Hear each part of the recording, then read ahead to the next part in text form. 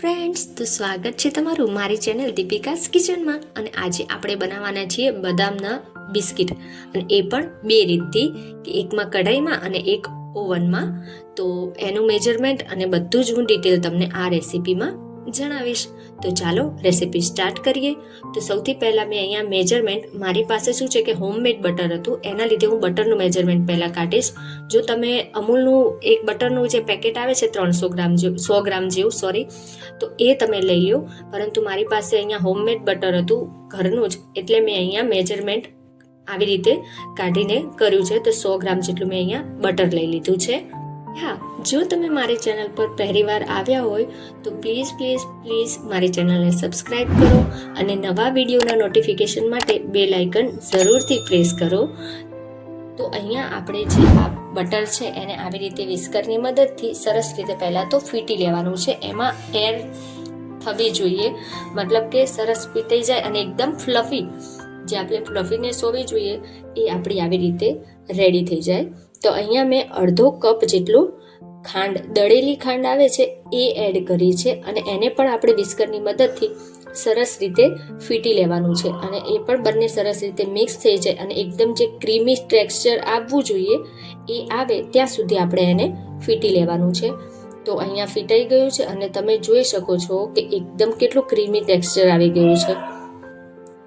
તો હવે આપણે એની અંદર જે 1 ચમચી જેટલું વેનીલા એસેન્સ યુઝ કરવાનો છે.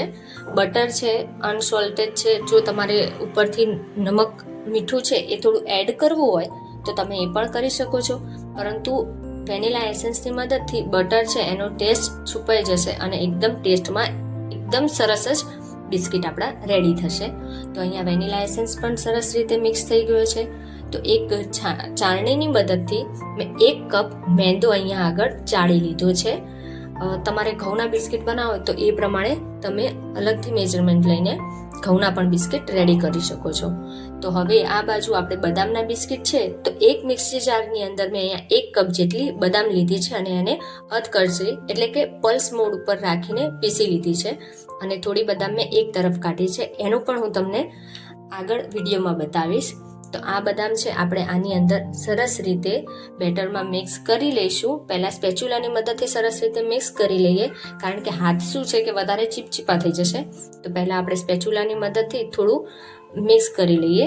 રફલી મિક્સ કરવાનું છે, એકદમ મિક્સ નથી કરવાનું. અને હવે હાથની મદદથી મિક્સ કરીને આપણે સરસ એવો લોટ બાંધવાનો છે.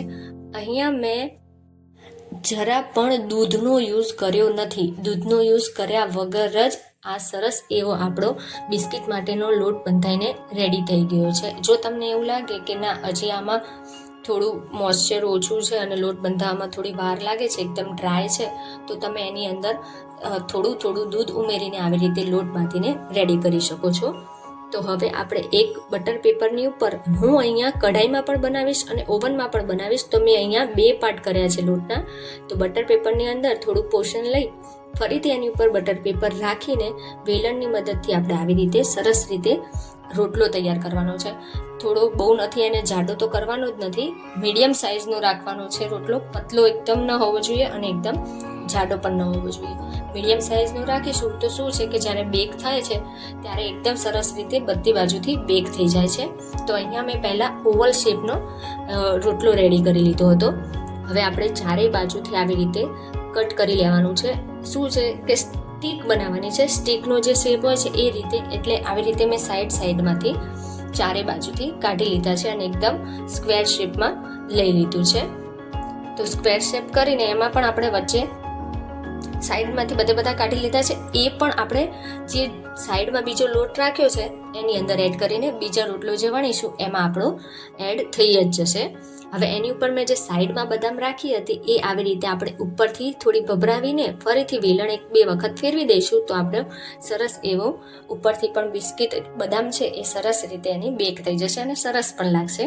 અને અડધો કલાક માટે મેં ફ્રીઝમાં મૂકી દીધો હતો. આ જે રોટલો તૈયાર કર્યો હતો બિસ્કિટ માટેનો, તો એને અડધો કલાક માટે મેં અહીંયા ફ્રીઝમાં રાખી દીધો હતો. અને અડધો કલાક બાદ આવી રીતે આપણે સ્ટીક કટ કરી લેવાની છે. તમે જો બિસ્કિટ તમારે સ્ટીક કરવા હોય, સ્ટીક ન કરવી હોય, તો તમે ચોરસ એટલે કે આવી રીતે શેપ ન કરીને તમે નાના નાના ટુકડામાં પણ શેપ કરી શકો છો. હવે અહીંયા આપણે જે ઓવનની ટ્રે છે એની અંદર બટર પેપર રાખીને આવી રીતે આપણે મૂકી દેવાનું છે. ઓવનને મેં પહેલાં પ્રીહીટ કરી લીધું હતું 180 ડિગ્રી ઉપર 10 મિનિટ માટે. અને હવે મેં અહીંયા જે આ બિસ્કિટ છે એને ઓવનમાં રાખીને 170 ડિગ્રીમાં અહીંયા 12 થી 14 જ મિનિટ માટે આપણે ઓવનમાં રાખીને આ બિસ્કિટને બેક કરી લેવાના છે. તો અહીંયા બધા બિસ્કિટ છે એ પણ સરસ રીતે સેટ થઈને મેં મૂકી દીધા હતા ઓવનમાં.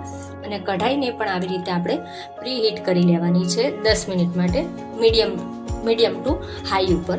હવે જે થાળીની અંદર હું મૂકવાની છું બિસ્કિટ એને પણ પહેલાં ગ્રીસ કરી લીધી હતી અને એની ઉપર આપણે આવી રીતે બટર પેપર રાખી બધા બિસ્કિટ છે જે બીજું મેં કીધું હતું કે બીજું પોર્શન જે વણ્યો હતો રોટલો એ આવી રીતે ફરીથી આવી જ રીતે કટ કરીને બિસ્કિટ સાઇઝમાં અને એ આવી રીતે મેં આની ઉપર મૂકી દીધા છે બધા બિસ્કિટ્સ. અને આને મેં કઢાઈની અંદર અડધો કલાકથી અરાઉન્ડ, જો તમને લાગે કે તમે હજી પણ કચાશ છે, નીચેથી સોફ્ટ નથી થયા તો સોફ્ટ થઈ ગયા છે પરંતુ હજી બેક નથી થયા તો તમે 20 મિનિટ બાદ તમે ચેક કરીને ફરીથી 5 મિનિટ માટે રાખી શકો છો. તો અહીંયા આપણા ઓવનમાં જે બિસ્કિટ રાખ્યા હતા એ તો એકદમ પરફેક્ટ બેક થઈને રેડી થઈ ગયા છે.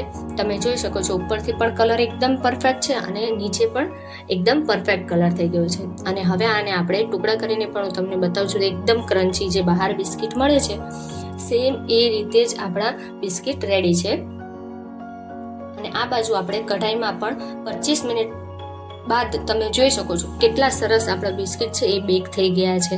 અને એને પણ હું તમને બતાવીશ કે કઈ રીતે એટલા સરસ બહાર જે મળે છે જે ઓવનમાં થયા છે સેમ ટુ સેમ એવા જ બિસ્કિટ આમાં પણ રેડી થઈ ગયા છે.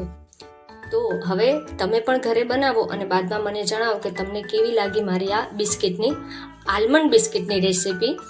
અને જો મારો વિડીયો ગમ્યો હોય તો લાઈક જરૂર કરો.